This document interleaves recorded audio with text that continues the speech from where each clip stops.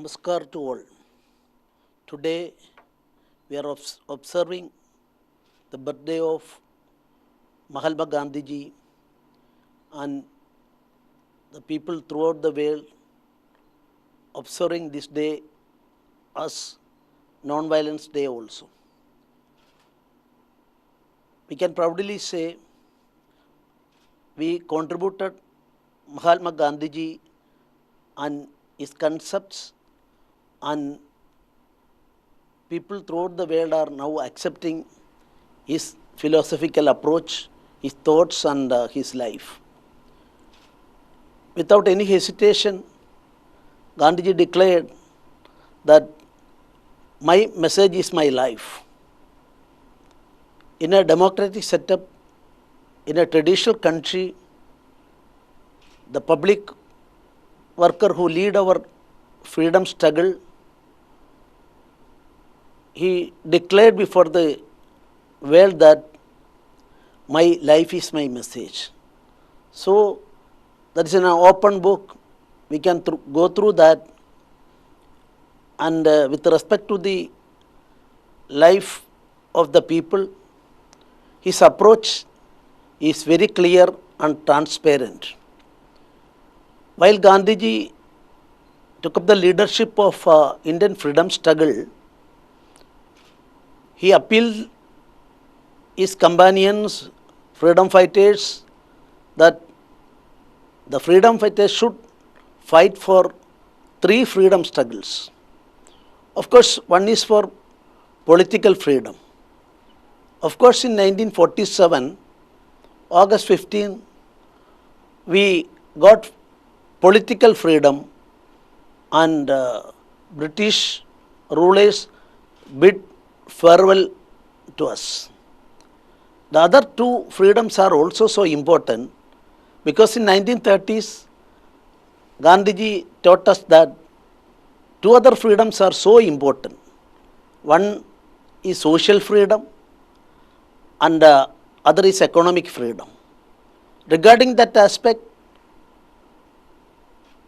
we all are aware of the fact that Gandhiji, through his life and molding his followers, the social equality, untouchability, etc., are the roots of his social freedom struggle.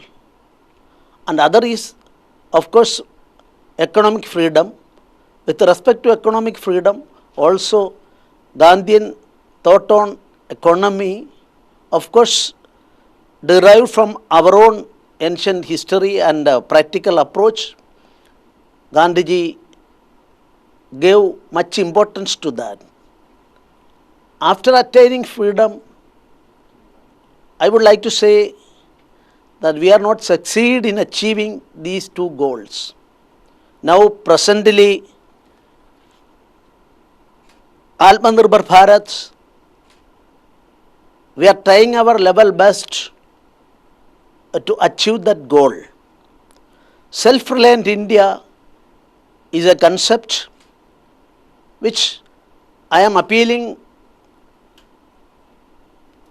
people of all sections of society should try to achieve that goal. In our constitution, in the first para itself, we declare that India is a welfare state. Welfare state means, Gandhiji told in clear terms in 1947, August 15th, everybody was celebrating that happy moment at Delhi. He was in the suburban areas of Bengal, and he declared openly that the last man in the queue of development, when he will be able to have minimum requirement in life, then only our freedom is meaningful. But after 7 decades of our freedom, I am very sorry to say that in our country, we are yet to achieve that goal. So in this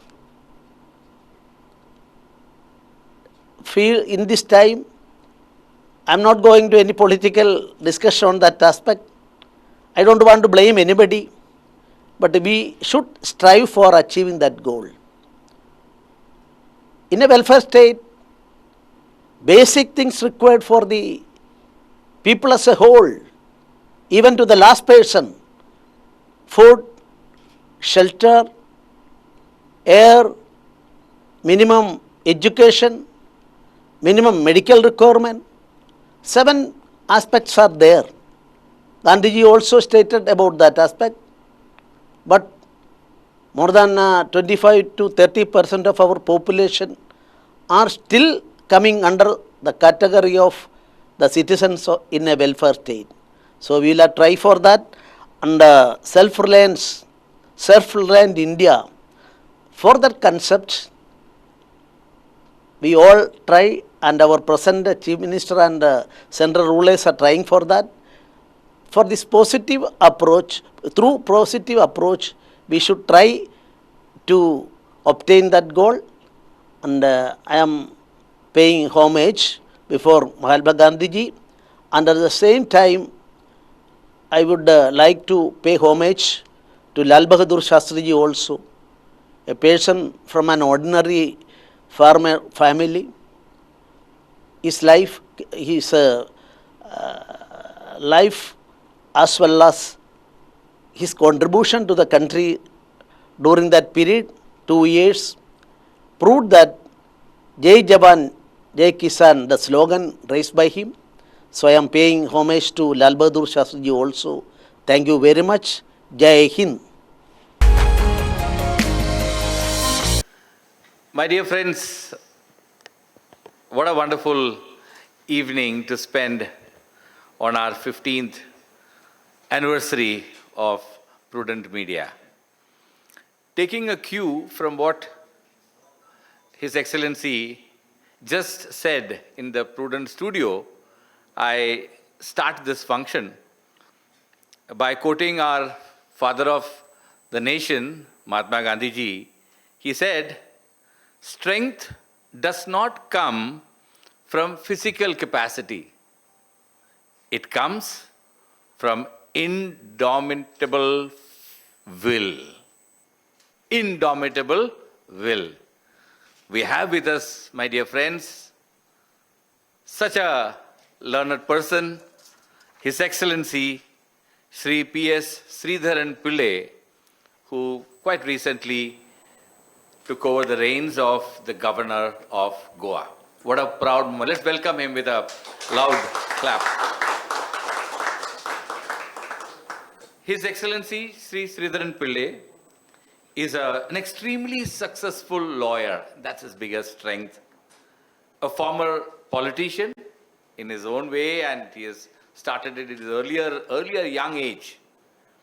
An organizer par excellence, which we are going to witness as we move forward. An orator, we are waiting to hear him. A prolific writer, this is amazing. He has written about 150 books, and he keeps writing. And as Joel was asking in the meeting a little earlier, we are waiting for the book on Goa by Sri Sreedharan Pillai. A philanthropist and a deep thinker. Well, what more one needs to be a greatest motivator in this country. We are honored here, sir, for motivating our team.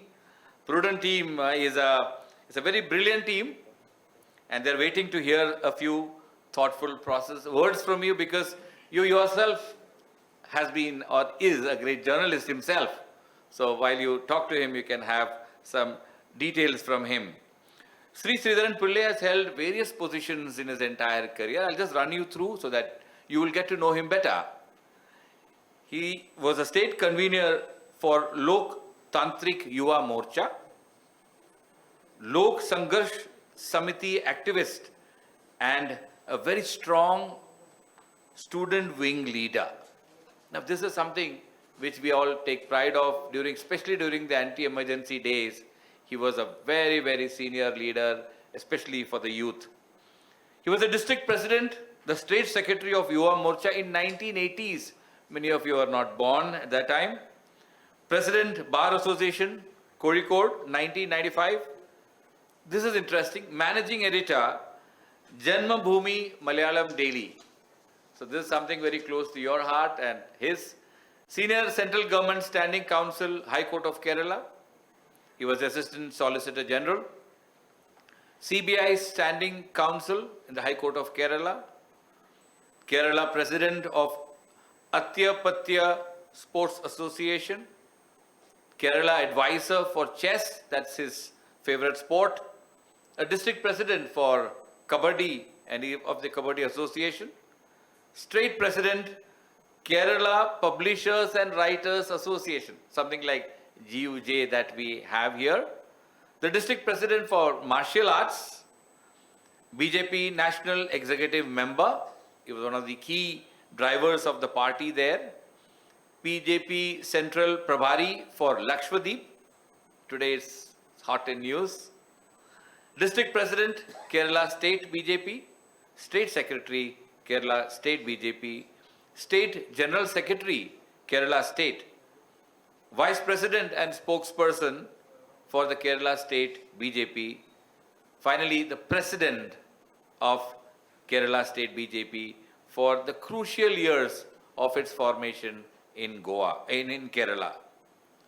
Before coming to Goa, he was the 21st governor of the state of Mizoram for a period of 2 years. Mr. Pillai's books is something that we will be now looking forward to read very soon. And we are really honored that such a distinguished personality is spending our anniversary day. And I thought, after 2 years of such a difficult time that we had, I know how all of you have had such a tough time the last year. We didn't even have a get-together. But sir, the team Prudent is led by a very able chief editor in Mr. Pramod Acharya. And this 15 years journey has been an excellent journey. Most of them have been with us in this 15 years of journey. The passionate team that they are, the last 2 years when it was very challenging, I must mention here because I could not talk to them like this before, we really appreciate the kind of hard work each of you put in. Especially when nobody else was able to work, you had no option but to work. And the way each of you reached the news which people were waiting for, especially last year, early this year, was just amazing. All my friends, all of you have toiled in your houses, managed without coming to office sometimes, but the news, everything was reaching the people of Goa in time. And this year, many of you were affected. So almost 60%, sir, were affected with COVID. But they never stopped, even a single day of news. A big clap to all of you for this great success that we went through. Interestingly, if you realize, our best output of Prudent was in the last 2 years. In all aspects of our media business. Prudent, sir, is the true voice of the people of Goa.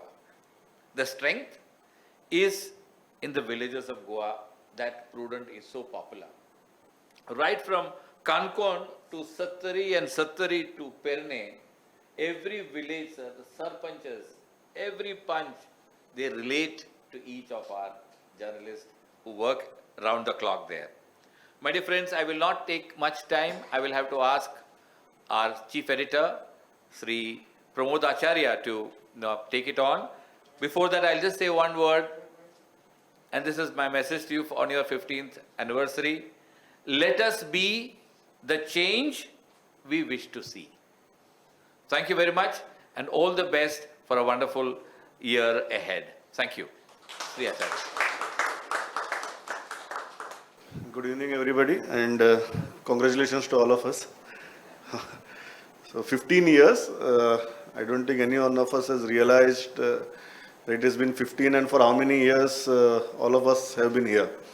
Some of us have posted on Facebook today that I'm here for 9 years. Some of us have posted on Facebook, I saw I'm here for 12 years. So quite remarkable. And I was talking to somebody yesterday and I very candidly said that when you spend that much of time with each other, it's great to have a team like that. But then it does not essentially remain a team, it becomes a family. So when you spend 10 years, 12 years together, spend so much time with each other, then I just can't call it a team. It will be unfair to just restrict it to the word team. It has become a family. And most of you standing here, I can see have worked here for more than a decade. So congratulations to all of us.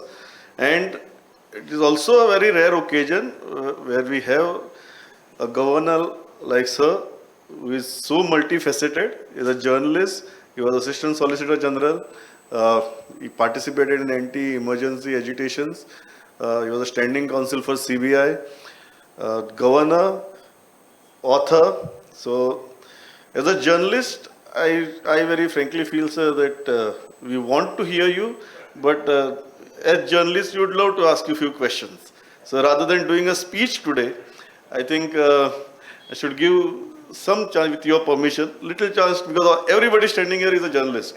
So rather than making a speech, which we journalists are not very good at, I prefer that they ask questions. So I have some questions here. I'll start with, I don't know whether how much of you would ask political questions, but when we were having a cup of tea on third floor, His Excellency told me that if you throw any googly at him, he would prefer to evade it. So SB is a journalist, he is a very good lawyer, he knows how to evade. So I'll start with Rohit. Rohit is a very nice question. He was discussing it with me in the morning. So I'll start with a very nice Suba question, and then we can go to some of the hot topics. So welcome to Prudent, first of all. It's an honor to have you on this occasion of our anniversary. My question is quite simple rather. I think more than an ideology, Gandhi is a brand that we usually ignore. As a corporate giant like Mont Blanc does an exclusive collection and encashes on this brand. How do you see brand Gandhi in today's world? You see, nowadays, there is a vacuum in the political thinking in the world. Of course, we all know during the last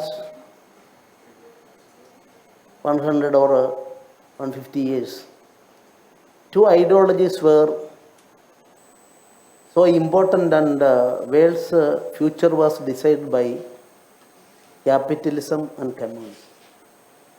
Of course, two ideologies. In 1950s, 1/3 of the total population of the world was under communist or socialist ideology and rulings. China, Russia, and other countries. And capitalism also controlling the most, as the most powerful political ideology at that time. But both these ideologies, according to me, this is my personal opinion, those ideologies failed in toto. So the concept, with respect to the concepts, I have not explained before you people. You are all young. Knowledge, you are having sufficient knowledge with respect to all those aspects. So I don't want to impose my view on that. But this is a chance for India. So both these ideologies, based on the people's welfare on the physical angle, the spiritual angle was not there, dharmic angle was not there. Anyway, both are failed. It is accepted by thinkers in the world now. Capitalism as well as communism has got its own importance. Achievements were there. I am not blind to that. But Gandhian philosophy including Gandhian economy, of course its roots goes to our own tradition, our own culture, our own history. And that is why now world as a whole accepted non-violence concept put forward by Gandhiji. And Gandhiji's not only philosophy, his life as a whole is considered as a remarkable one and following the people. Indian freedom of struggle, there are of course there were two views. One, non-violence, Gandhiji on one side, and the other side, Netaji Subhash Chandra Bose dedicated his entire life for the cause, even though he was about to become an ICS officer. He dedicated his life for our country, our people. Then the slogan raised by Subhash Chandra Bose was that, you give me blood, I am prepared to give you, I will guarantee freedom for you. These are the two views. But at the same time, respecting each other, Gandhiji and Subhash Chandra Bose, you can see. Mahatma Gandhi, the term Mahatma, who suggested and who contributed and who, in a worshipful way, he considered Gandhiji and put Mahatma to Gandhiji. This is our tradition. That is why I am saying our country is concerned regarding all aspects in life. We are thinking about the world as a whole. Vasudhaiva Kudumbakam. Loga samasta sugno bhavantu. Sarva dharma samabhava. So we welcomed all the 12 religions known in the world to our country. There was no persecution as such. Some isolated incident may be there. So that is why Gandhiji's concept of Dharma Rajya, Dharma is not connected to any religion. Egam Sat Vipra Bahuda Vadanti. Sat, truth. Truth is one. Islamic concept of Panjanishta, only one God, that is Allahu. Jesus also like that. So Egam Sat, the truth, only one truth. Through various rivers we are reaching that sea. Egam Sat Vipra Bahuda Vadanti. These types of things are the contribution of Gandhiji. He think about the world as a whole, and that relevancy, that relevant factor, I would like to say our country should try to highlight that points and try our level best to achieve that goal. For that purpose, transparency is required. First time I would like to say one aspect regarding our Rajbhavan, and I have not stated to any press people so far. The accountability of the Rajbhavan governor. Can an ordinary citizen has got the right to inquire about the activities of the governor, Rajbhavan, its fund, its activities, its decisions? Goa so far fighting against that. Even while I go through the records, I found that certain cases are even in the Supreme Court. As a governor, but at the same time, my personal opinion, the technicalities are there, case is pending, so I don't want to declare a final thing. But as a governor, I am prepared to accept the supremacy of the people, citizens, and as far as Rajbhavan is concerned, I am prepared to give all the details in the Rajbhavan, including financial aspect, to the ordinary citizens. I am giving as a guarantee for that.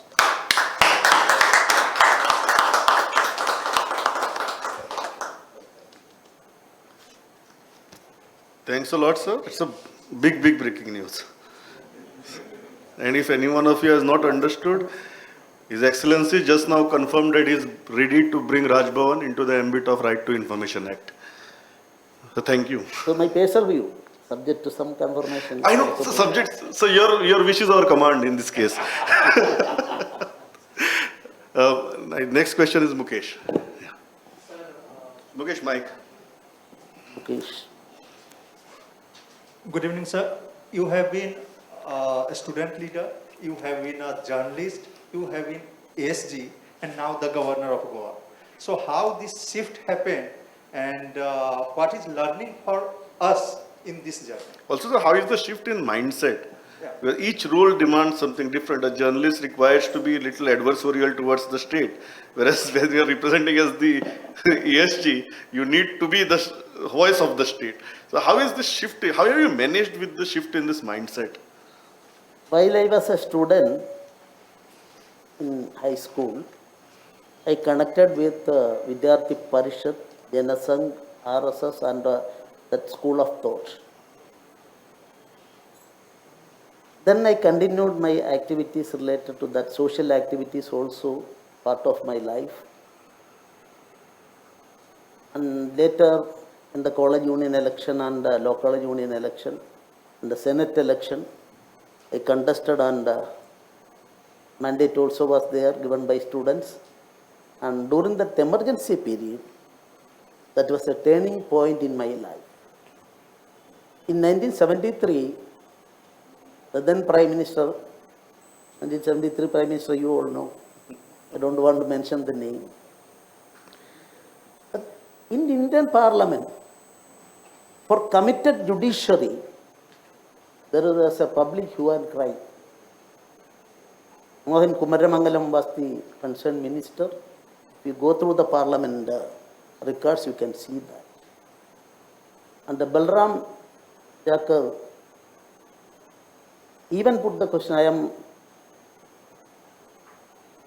talking before the learned journalist. Even the speaker asked at that time that why don't we nationalize the press? This was the approach at that time. I am not for in the political implication as a government. I don't want to put it before you. And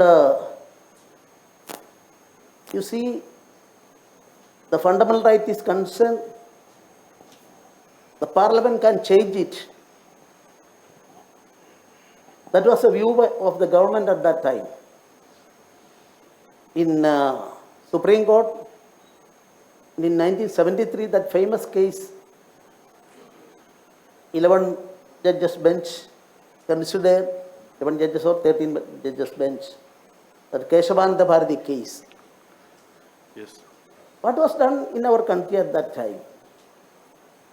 The majority judges have expressed their view through judgment that fundamental rights, basic rights, not fundamental rights, basic tenets of the Constitution cannot be changed by the Parliament. Then what was happened in our country at that time? 3 senior judges were superseded. Grover, Hegde, and that name I am not remembering. Then appointed a junior judge as a Chief Justice because of the revenge by the Prime Minister and his team. It has happened in our country. Random corruption was there everywhere. Students' unrest. Of course, finally, Jayaprakash Narayan was leading that agitation that led to that emergency declaration and other things. I'm not going to that. No generation is concerned. Nobody is looking into all these things. Then press censorship was there after emergency. Political leaders were arrested and put in jail. Nobody can say, what are the allegations? Nobody can question. Fundamental rights suspended in India and no court can interfere in that. So under such a circumstance, That was a turning point in my life. I have decided to dedicate my life for that fighting cause. I became, Joy stated that I was the state convener of Loka Sanghasha Samiti students, and I was also participating in the agitation. That is why I was more and more involved in politics. And in 1977, after that, 1979, I started my practice. Both practice as well as my political activities simultaneously continue. And as far as I am concerned, I am not requesting anybody to follow that. Because when I was in 2003, I resigned my Assistant Solicitor post and the CBI Council post, then become the State President of Kerala BJP. Then I obtained a special sanction from, at that time BJP was ruling India. Vajpayee was the Prime Minister. Then I sought permission from the party that 6 days I am working for the party as a full-time worker, and one day I went to court conducting cases and taking my livelihood out of that. I am not beating my own trumpet. But nobody can do that. But my decision, because Jayaprakash Narayan, you see in 1948,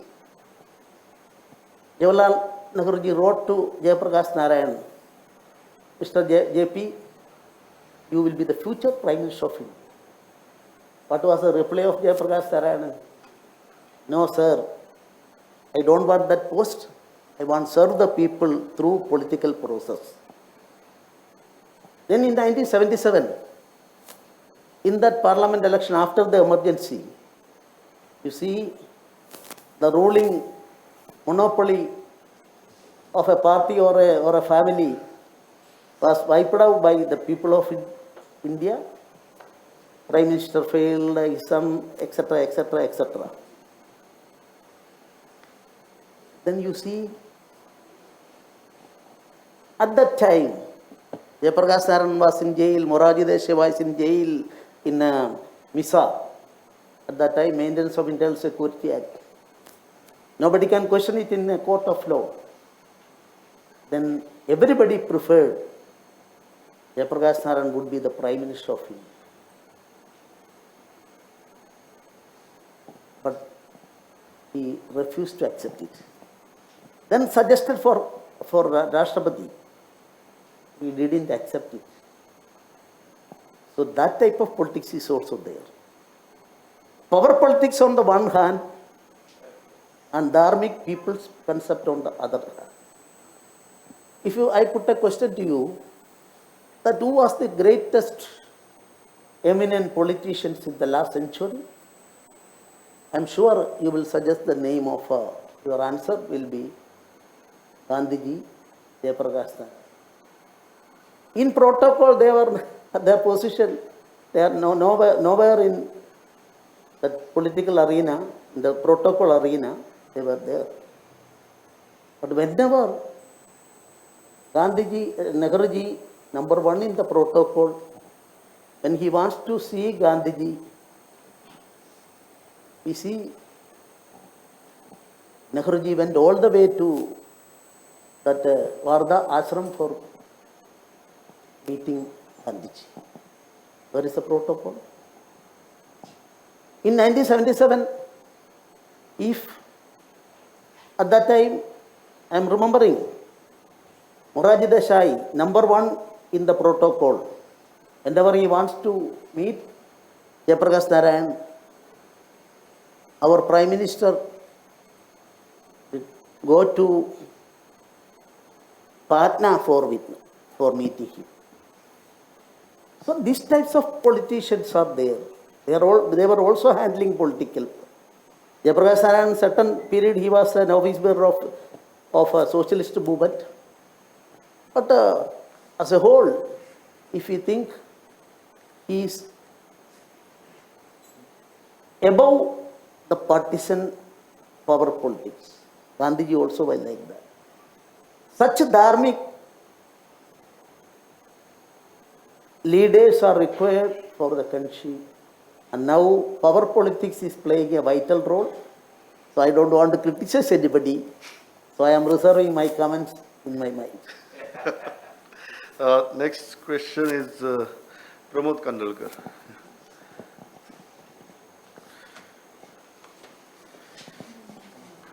Good evening, sir. What is the one incident you would like to recall about your active participation in anti-emergency movement and and present allegation about undeclared emergency by some parties? There's no basis for that allegation of undeclared emergency. Can you point out a single incident to substantiate such allegation? What is there? There are First, allegations, but you continuous see, allegations so are you going on, see, sir. in 1975 to 77, total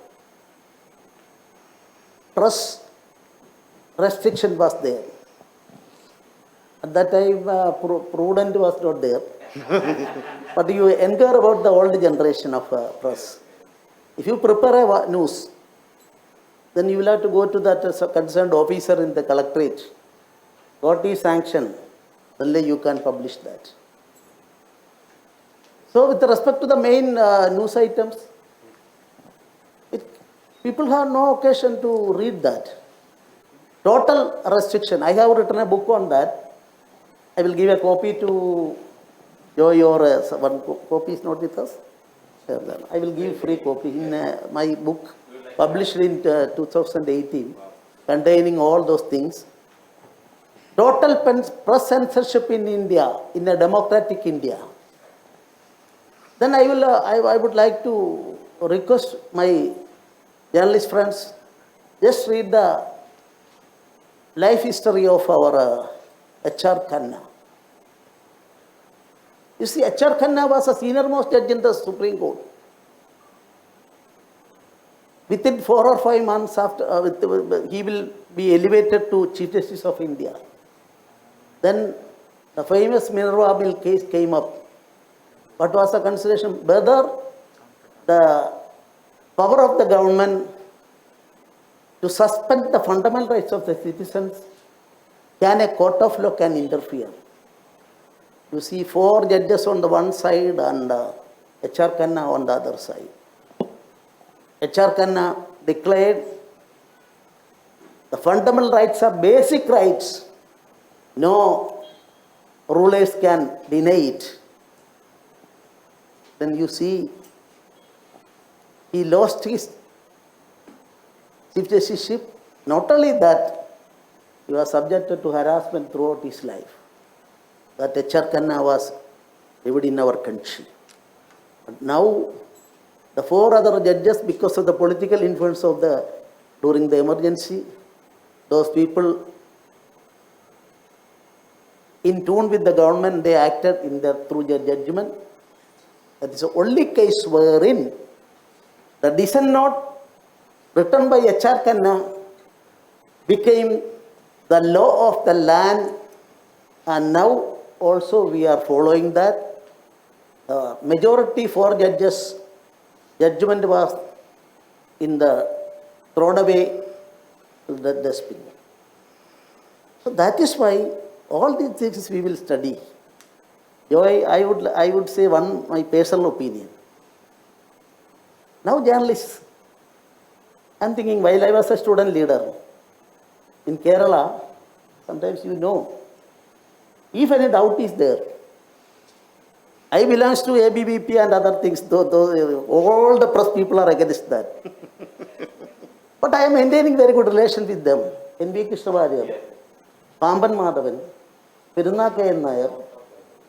So, all these people, whenever a doubt is there, if you approach, readily they will answer historical and ideological, all those things. Now, with due respect to you, all people, you are all good people, good original thinkers and other things. But normally, the present trend is that click, get the answer and report. ever the present press people go to the root of the issue? That also we will think. Emergency is concerned, nobody is aware of that. I don't know, I am not finding fault with anybody, I am not blaming anybody. The present politicians, I will tell you one thing. In 1952, when press people put a question to Nehruji, because at that time more than 60% of the people of India were illiterate. So they are in the election, they are casting their votes. The destiny of our country is going to be decided by these people. 60% people, they are not in a position to read, write or anything. Then post a question before Gandhiji, Nehruji. Nehruji's answer was that the politician and press, those people should teach the people about the politics and what is happening in our country, enlighten them on that point, and that is a guarantee for our democracy. Where we are standing, it is a matter to be academically discussed. I think the emergency, the very important subject, every aspect, plus and minus, ins and outs, we'll have to study, especially press people. I completely agree with you, sir, when you speak about the Google generation of journalists. So I don't disagree with you. Next question is Loki. Yeah. Yes, sir, my question is on the 10th schedule of Constitution. Sir, Governor and Speaker office have crucial role to play under 10th schedule. And considering recent political development across the state, do you feel need for reforms in 10th schedule to get a better political stability? Do you want me to continue as a governor?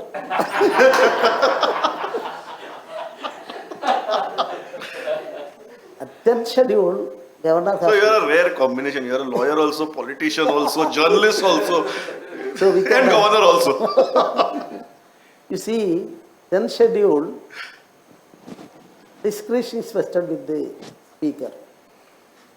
And in 2012, of course, I think 10th schedule, 7th rule or clause is a sort of banning of the decision of the speaker with respect to disqualification court.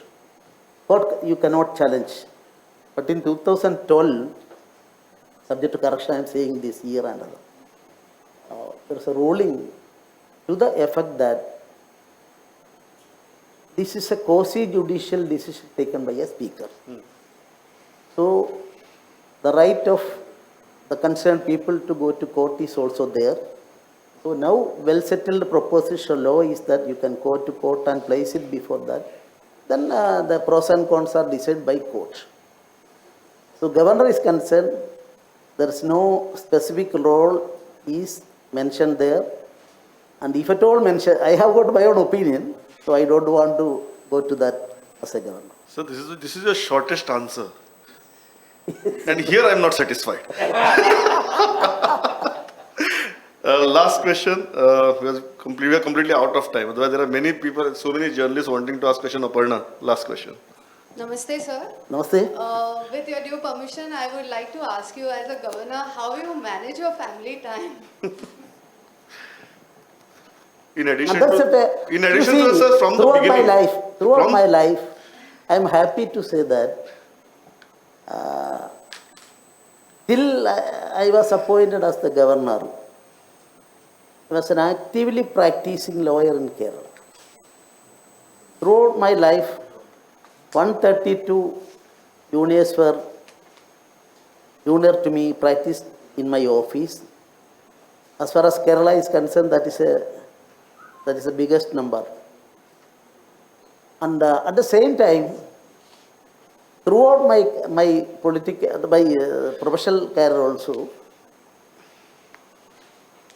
you see, I was actively in politics also. In 1980, BJP started. From that day onwards, either as a district leader, state leader, or national level responsibility I was holding, and giving maximum importance to both. At the same time, I started to write certain books, and some poems and other things are also there. You see, if you are going for that purpose, you will have to do justice to that particular thing. Whenever only one day I went to court, my juniors also were there. I continued with my office. Then I was having sufficient income from that. But all other period I was engaged in this political activities. I was also writing some books. So your question is very important.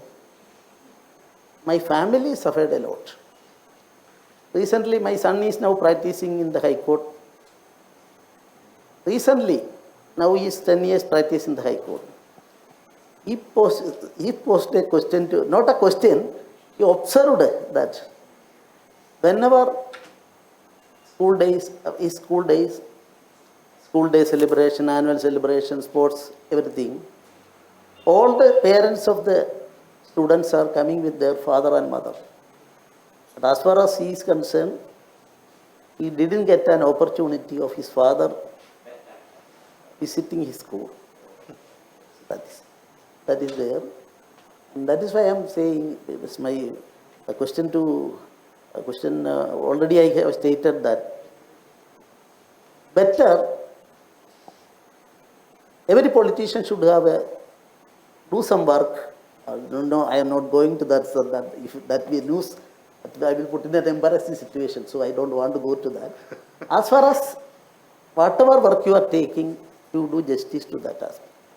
That is why, while I was holding the office bearership of Bharatiya Janata Party, UDF government as well as LDF government appointed me as a special public prosecutor in 12 or 13 cases, both CPM government as well as Congress government. And as a lawyer, I am doing justice to that. In political arena also, during my period, in 2004, from Kerala, remembering my term, one MP from India has got 2 MPs from among Kavarati and Thomas. That is, so at that time I was the president of the party. So politics is an art. When you are dealing with that, don't consider your political opponents as enemies. They are only opponents. No enemy in politics. That was my concept. So in such a way, I have maintained very good relations with all of them. And I am happy that I never asked in my life for any post from the party. Governorship also, I never asked anybody. But my political party always chosen me for many things. Now I am holding the governor. Governor is a fish out of water.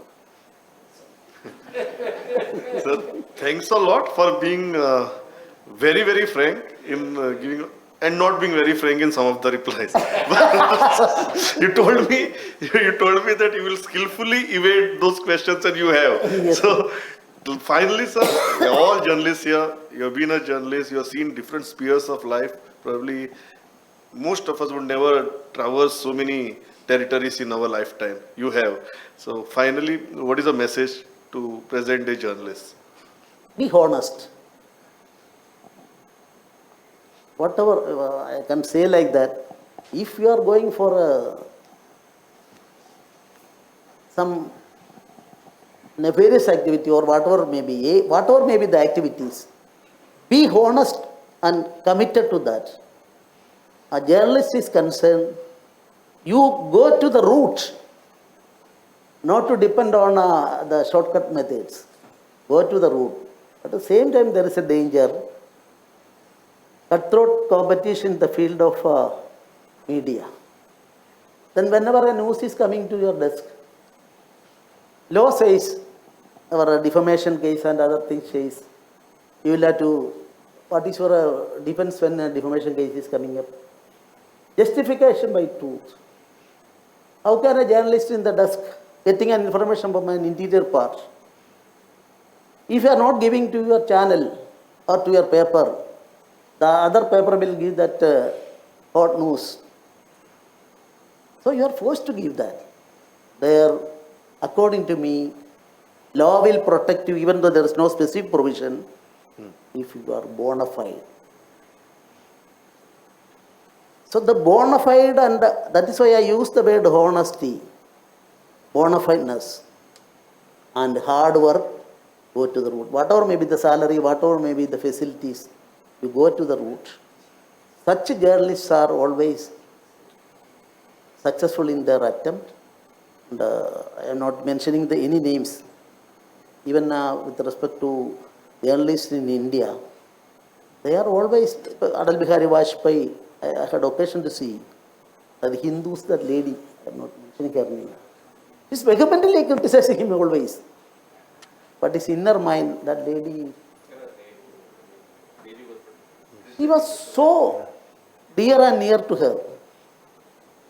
The Prime Minister's office, she can very easily enter just like a friend, just like Joy talking to me, can talk. So that is the achievement of a journalist. You are representing the society, you are representing the society, democracy and goodness and transparency. For that you try. And the Prudent will be able to do that. I had occasion to go through all the papers. Prudent is also, I am satisfied with that your English paper. Let it continue for the sake of our democracy and people of God. Thanks a lot, sir. We have always tried to live with a very simple motto: it is better to be late by a minute than wrong by a mile. So we prefer to be right than to be in that cutthroat race and be wrong. So thanks a lot for your time. I request Mr. Joe Louis, our Director Media, to give vote of thanks.